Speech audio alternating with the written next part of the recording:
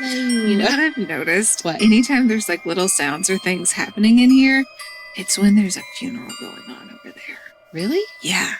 I never noticed when there's a funeral going on over there. Yeah. Because some older gentleman gave me the head nod as he was walking past my car. And was he a living person? He was. Oh. Just wanted to make you think about it. Not. They were wearing a t-shirt, so it's a little cold. It's questionable. It is. It's too cold to be wearing a t-shirt right now. It's a high of 41 degrees today. Oh. So dumb. Neither of my kids wore jackets. No. Okay, listen. Sophie got out of the car this morning carrying her Frappuccino in a sweatshirt. Her iced Frappuccino. Yeah. Her in a thin sweatshirt. And I said, "Kid, where is your jacket?" And she said, "Jackets are for losers, Mom." Yeah. No. Jackets are for smart people. Jackets are cheeks. You look dumb. Don't tell her I said that. I don't think Sophie looks dumb. No. But anyone wearing a jacket when it's cold out looks dumb. Sophie, stop right there. I said, you all wear sweatshirts in the summertime. Yeah. I said, so why are jackets cheeks? Mm-hmm. Because they are, Mom. Mm. Hey, this is the Witch's Magic Murder Mystery Podcast. Here we are. I'm Megan. I'm Kara. I have a mystery episode. Oh, yay. Okay. And as I finished it and thought about it, I was like, I think this is one of the more upsetting cases I've ever done. Oh, my gosh. And I did not expect it to be that way. I feel like that happens to you all the time. Yeah. I mean, I didn't actually get this done until yesterday, and I have been trying to find what I was going to do my episode on. Okay. And I wanted to do a murder because I haven't done a murder in a while.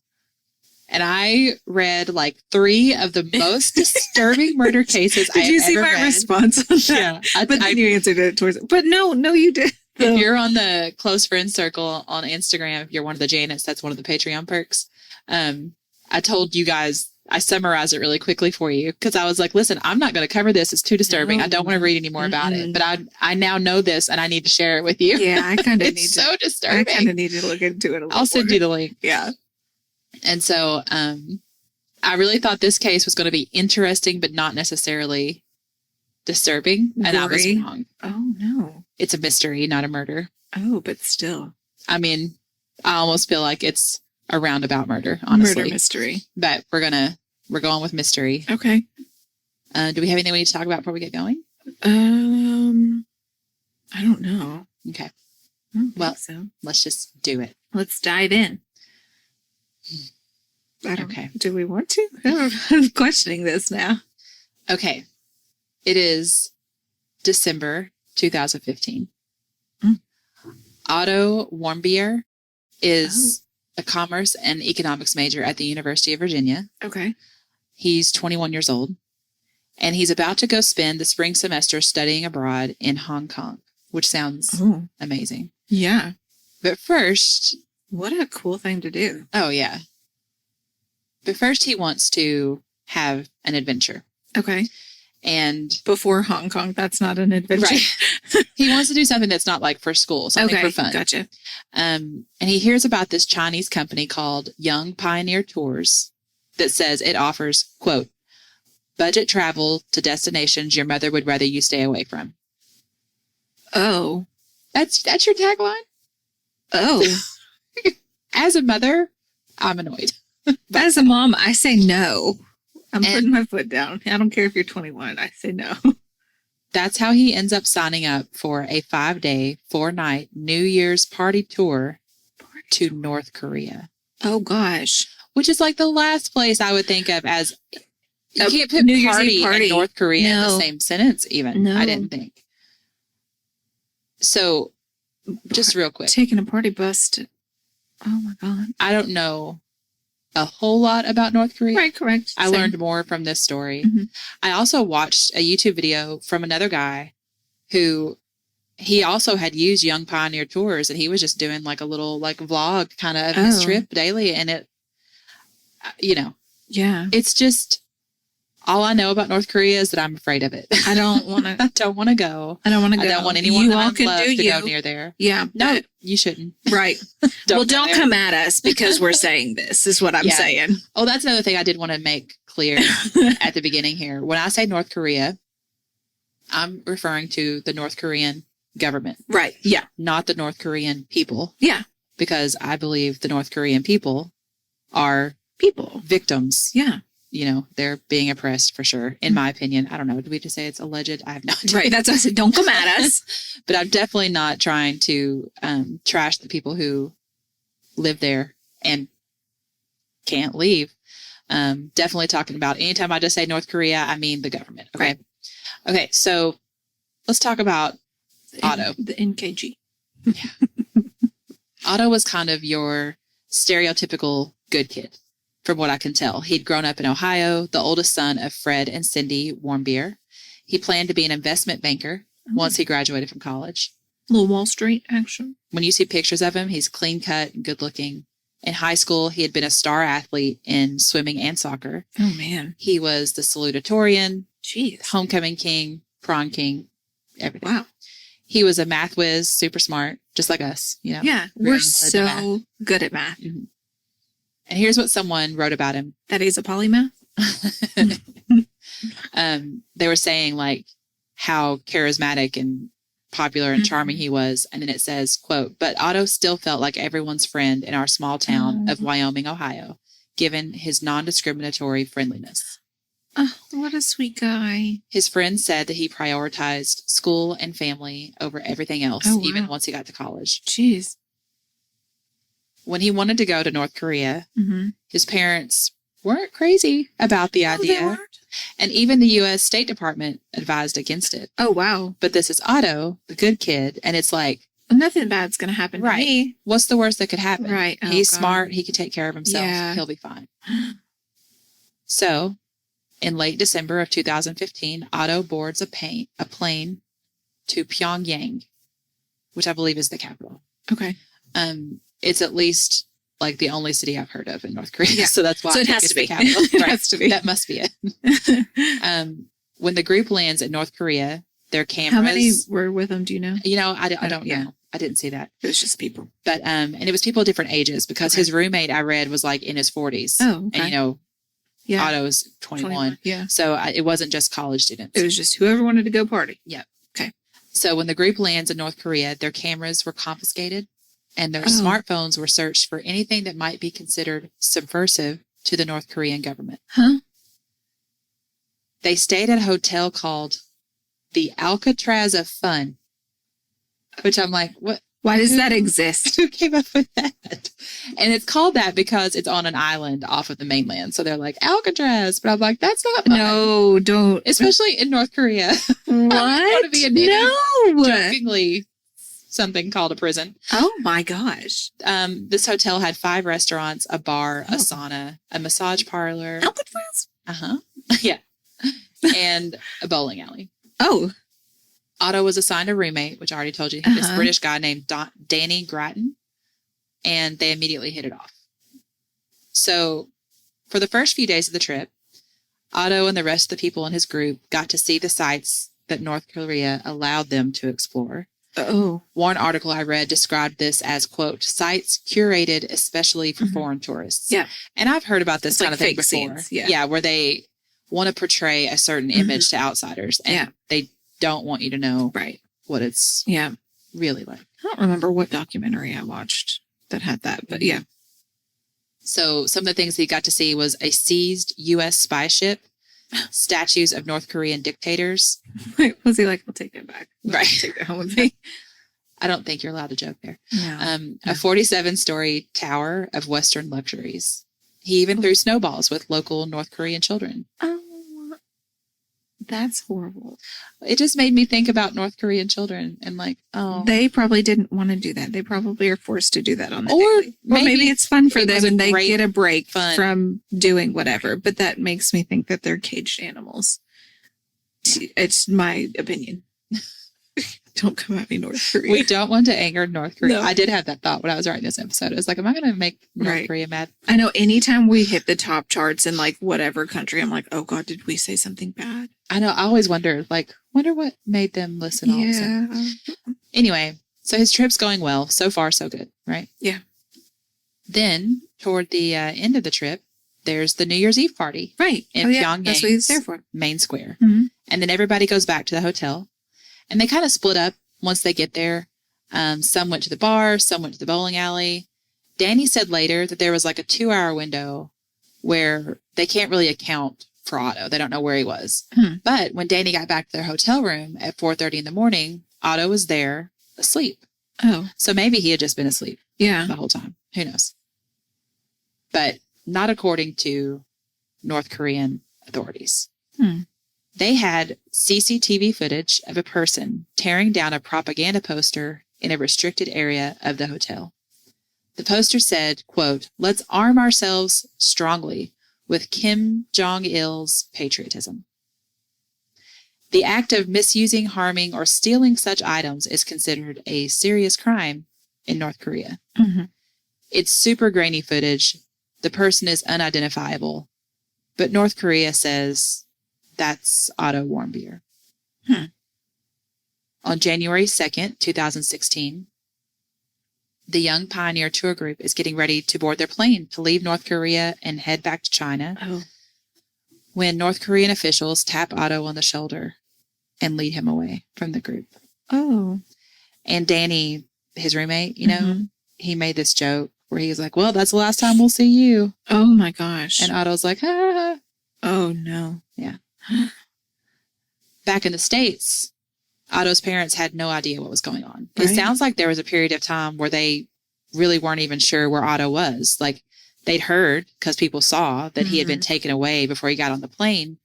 But it took until late January for the North Korean government to confirm that they had arrested Otto. What?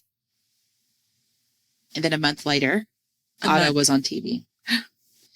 It was a televised confession in which Otto, dressed in a suit, is standing in front of 2 oversized portraits of North Korea's supreme leaders, Kim Il-sung and Kim Jong-il. He said he had attempted to steal the propaganda poster as a trophy for a Methodist church back home to, quote, "harm the work ethic and motivation of the Korean people." What? Otto thanked the North Korean government for, quote, "the opportunity to apologize for his crime, to beg for forgiveness, and to beg for any assistance to save my life." He said he regretted his actions and begged to go home. He cried. It's really hard to watch. Yeah. "I have made the single worst decision of my life," he said, "but I am only human." Here's the thing. Otto was Jewish. He had nothing to do with any Methodist church, which suggests that the confession wasn't his own words. Why would a Methodist church want that? Yeah. No, I mean, none of it makes sense. I don't think that any church would encourage you to steal anything. In March of 2016, so, a while. He's been there a few months. Otto was sentenced to 15 years of hard labor for crimes against the state. Oh, my gosh. Now, back in America, obviously, as soon as they found out that North Korea had arrested Otto, there starts to be a big push to get Otto sent back home. And that was like 2015-16. So it's the end of the Obama administration going into the Trump administration.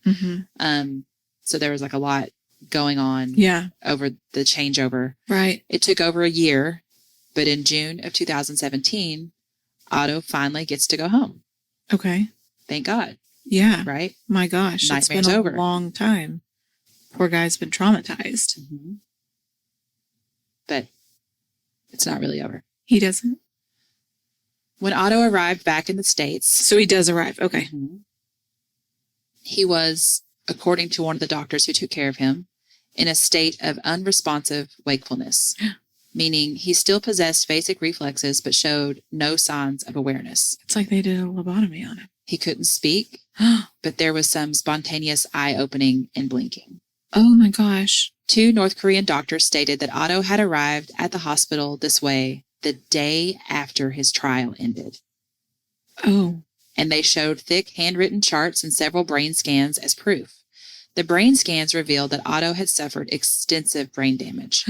Hospital staff said that he had come into the hospital unresponsive. Again, the day after he was sentenced.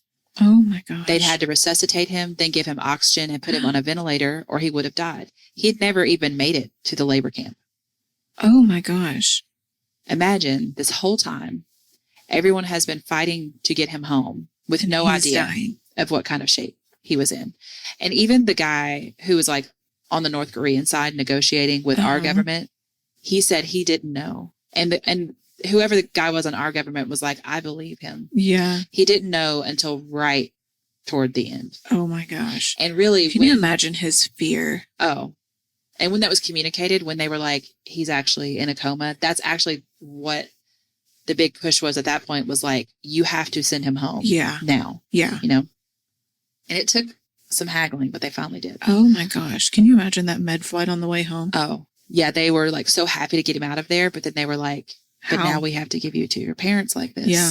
One of the guys, when I was reading the article about it, talked about how they like cradled him like it was his own son, like on that, and was just like, I bet they did, and just tried to be like, you're free, we've got you out of there, you're going home. Oh my gosh. But as if he could understand. Hopefully who knows what he was aware of. Right. Oh my gosh. So just before he got home, officials told Otto's mom that he'd been in a coma for months. Like she kind of learned it along with them. Right. Oh God. And when she asked about his brain function, let me say that again. When she was asked about his brain function, she was told that he appeared to have severe brain damage. Still, she and her husband were like, he's probably in a medically induced coma. Maybe we could work with him and rehabilitate him. Yeah. They just didn't know yet. He's a smart kid. He'll bounce back. But then they finally see him. Oh God. Fred, who is Otto's dad, said that as he walked up the airplane stairs, even over the roar of the engines, he could hear what he described as a guttural, inhuman howling. And he didn't know what it was until he stepped inside the plane, and it was Otto. He's strapped to a stretcher, and he's just wailing and jerking against his restraints. Oh, no. He doesn't know what's happening. Cindy, Otto's mom, said that her son's arms and legs were totally deformed, and I'm assuming what she means by that is because he's been laying in a hospital bed for a year. Yeah. And so, you know, he was an athlete. Yep. And all that now mass he's is just wasted away. Poor his baby. once wavy brown hair had been buzzed off. Oh no. He was on a feeding tube. My God. 2 of his bottom front teeth had been like pushed in toward the back of his mouth. Oh my gosh. So it's like they were just crooked, you know? Like he had something placed in his mouth for that. And I don't know if it was just, he had, you could tell that he had a tracheotomy at some point. Oh, yeah. To help him breathe. Mm-hmm. But he was off of that now. Like they could see the scar. So it's like he had gone into the hospital a certain way, but he'd improved enough to be able to breathe on his own, which seems good. But he's not really there. No. Otto's sister ran from the plane screaming. Oh, God. Her mom ran after her. Fred hugged his son, telling him he'd missed him, and he was so happy to have him home. Oh, God. Otto's eyes remained wide open and blank. And he just kept wailing. Oh, God. Yeah. Just imagine, I don't want to imagine the trauma that's going through his brain that's just like replaying all of over them. and over and over again. Yeah. All of them. Yeah. Otto was taken by ambulance to the University of Cincinnati Medical Center.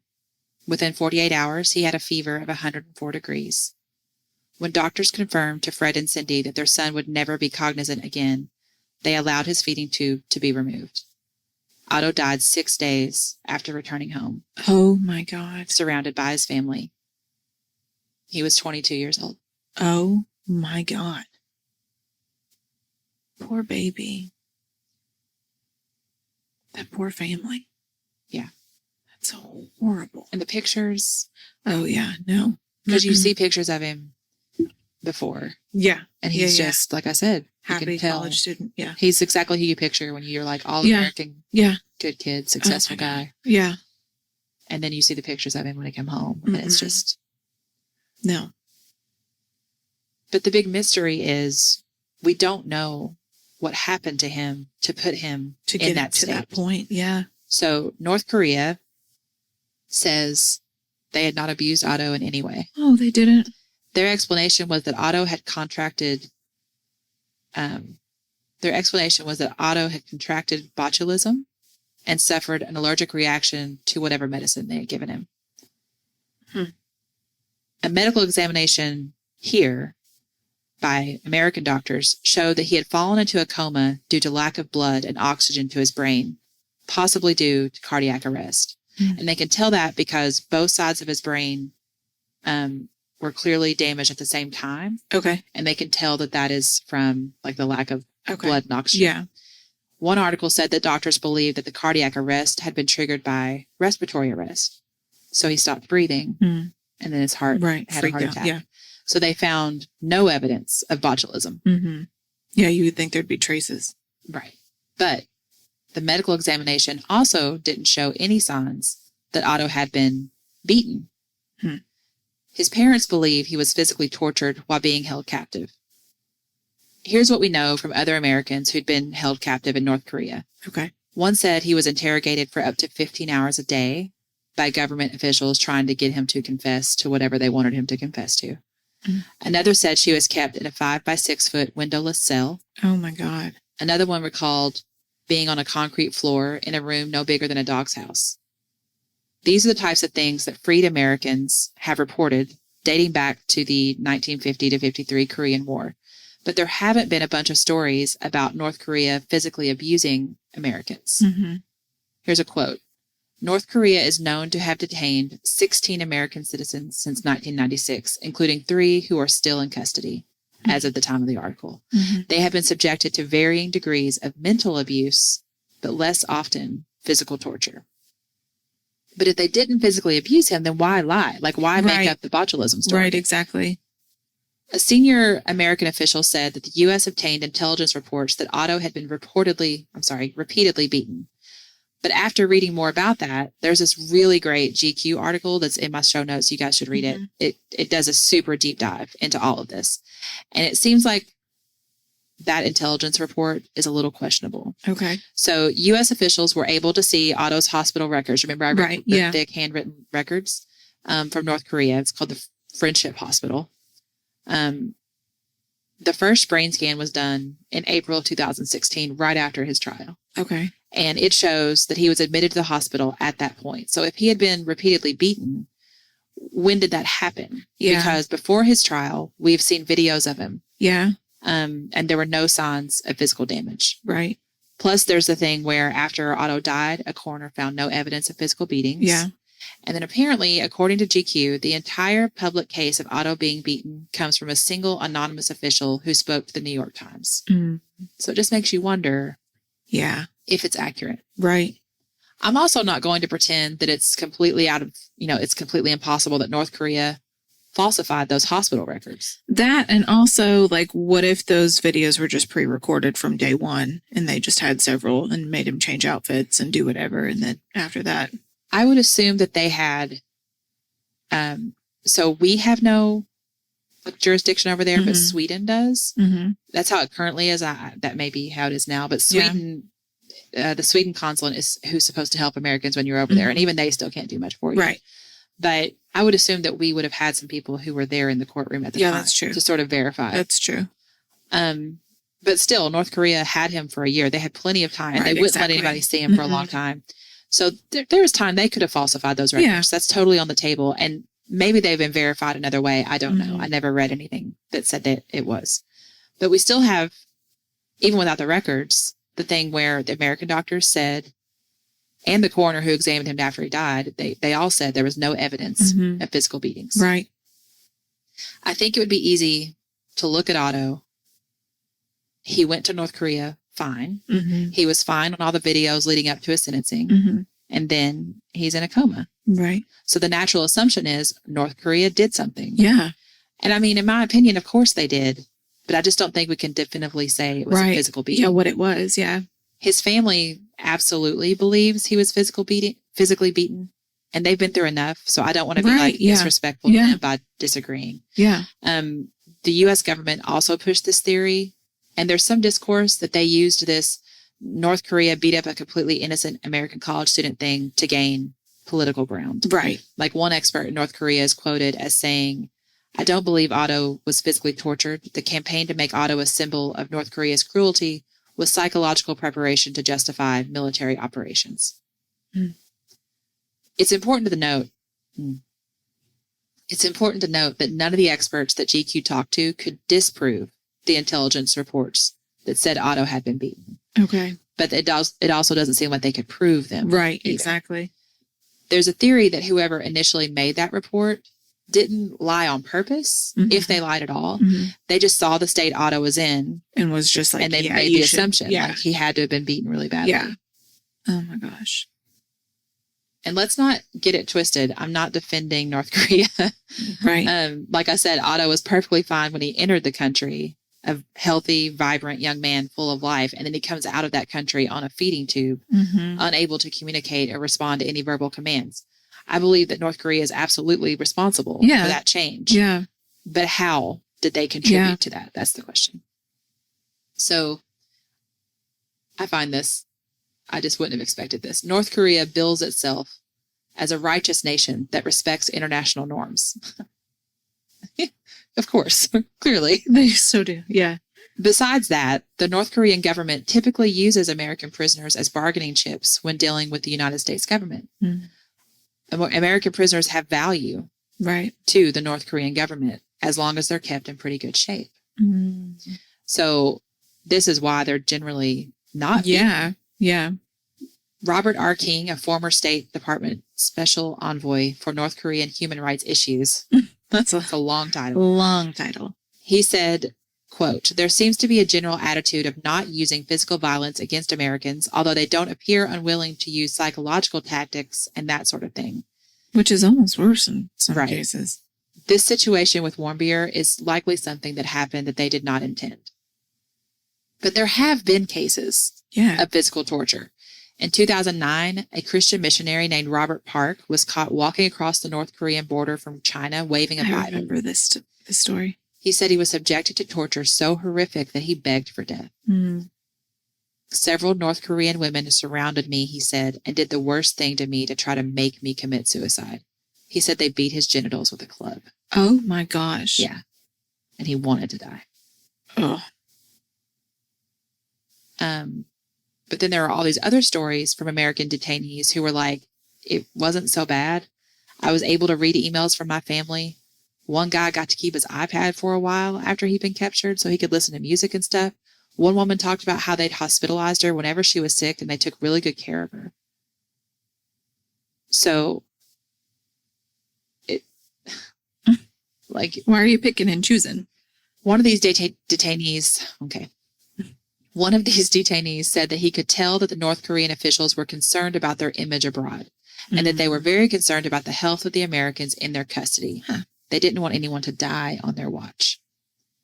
He said that's why the Otto Warmbier case is so unusual. He also said that the North Koreans have traditionally not wanted to keep Americans if there's a possibility of having a health issue. And they did talk about how, he's been in a hospital bed for a year. Right. And his skin was in perfect condition. There were no bed sores, no breakdown at all. Yeah. Like they could tell that they took care of his body. Like round the clock care. They took very good care of him in the hospital. So it's just interesting. Like, would they have beaten him? Yeah. Okay. So all I've been talking about so far is the question of physical torture. Right. But that's not to say they don't use psychological torture, as we mentioned here a couple times. Human rights abuses within North Korean prison camps have been well documented. One article said that they were among... Sorry. What'd you do there? Sorry. It's okay. I'll just start over. Human rights abuses within North Korean prison camps have been well documented. One article said that they were among the worst places in the world. Oh my gosh. One North Korean woman who'd survived her time there after spending 3 years at a low-level camp for trying to flee the country said that she saw 6 to 8 prisoners die every day. Oh my gosh, every day. Yeah, because as a North Korean prisoner, you're not treated well. Right. You're beaten daily. You're given like rations of food, but you're basically starving. She said they would be so hungry they would catch mice to kill and eat. Yeah. The prospect of spending 15 years in a North Korean prison camp would be psychologically damaging enough. Oh my gosh, for a young man who is definitely smart enough to know how bad it's going to be. And then you add the mental abuse that I believe was undoubtedly laid upon him by the North Korean government in that time period from when he was arrested before he was sentenced. And we know what that probably looked like based on accounts from other Americans who'd survived it. They talked about being repeatedly told the U.S. government had forgotten about them, didn't care about them, and how they were given like zero hope of ever being free again. Mm-hmm. A lot of the times they had no idea they were even about to be freed until about an hour before they were sent home. Oh my gosh. So one former detainee said, being imprisoned was lonely, isolating, and frustrating. I was on trial for all of America, so I had to accept that I had no control and there was no way I could get out of the impending punishment. I can't imagine the terror. And well, especially if he didn't do that. Also, even if he had done that, right. He took a poster off a wall. Exactly. But also, do you think that the fact that he was like the epitome of like physical health, that they didn't like that too? Maybe. I don't know. We do know that North Korea denied Otto any contact with the outside world, even before the sentencing, when we know he was okay. Think they found something on his phone? I don't know. Or did he see something? Yeah. Like he could have accidentally seen something he wasn't supposed to see. Yeah. His only break from the interrogations was likely watching North Korean propaganda films. The psychological trauma endured by previous detainees has been known to cause crushing depressions and even driven some to attempt suicide, and some of them succeeded. There were a few accounts I read of people who came home and just had such severe PTSD that they couldn't live with it. Oh my gosh. Here's another direct quote from one of the articles. In the footage of his news conference confession, Otto looked physically healthy, but as he sobbed for his freedom, he was obviously in extreme mental distress. Right. 2 weeks later, in mid-March, as Otto was filmed after being sentenced to 15 years of hard labor, his body still looked whole, but his expression was vacant, and he had to be supported by 2 guards as he was dragged out of the courthouse, as if the life had drained out of him. Yeah. Just the terror. The GQ article lays out a decent case for the theory that after 2 months of imprisonment while waiting for his sentencing, 2 months of hearing that the American government couldn't help him. Oh my gosh. He probably thought he'd lost everything and had no hope of ever getting out of North Korea. Yeah. That Otto may have attempted to die by suicide. Oh. And if you think about that, if he were to, say, have attempted to hang himself, that would cut off his oxygen air to his brain. Yeah. And could have led to cardiac arrest, if this is true. Mm-hmm. His parents do not support this theory at all. They dismiss it completely. Okay. I'm sure that the son they knew, they couldn't imagine that he would ever do such a thing. Right, yeah. I just don't know that anyone could judge what it would be like to be held prisoner by North Korea. Yeah. And what that could do to a person psychologically. Yeah. And the thing is, we're never going to know what happened to Otto. Poor baby. The only thing I'm personally sure of is that it wasn't botulism. Right. And another thing is, if he had attempted to die by suicide, I believe that that's still something North Korea would have covered up. Mm-hmm. Because in a way, it's like they should have been watching him closer. Right, exactly. If he was able to do it's that, gonna be their fault. That's still their fault. Mm-hmm. And also the psychological torture they put him through to drive him to that point, especially when his parents are just like, absolutely not. Yeah, right. And again, I'm not saying that's what happened. I'm just like, if it did. Yeah, we're just making assumptions. There's this quote from the GQ article that I really loved because it's so relatable here. But it's also like, you know how I've said several times on this podcast that the media tells us what they want us to believe. Yeah. And this says that more eloquently. Okay. In the absence of proof, we all have to choose what we want to believe about Otto's tragedy. And in this political age where truth seems enslaved to the agendas of the powerful, it is important to consider what story we believe and why.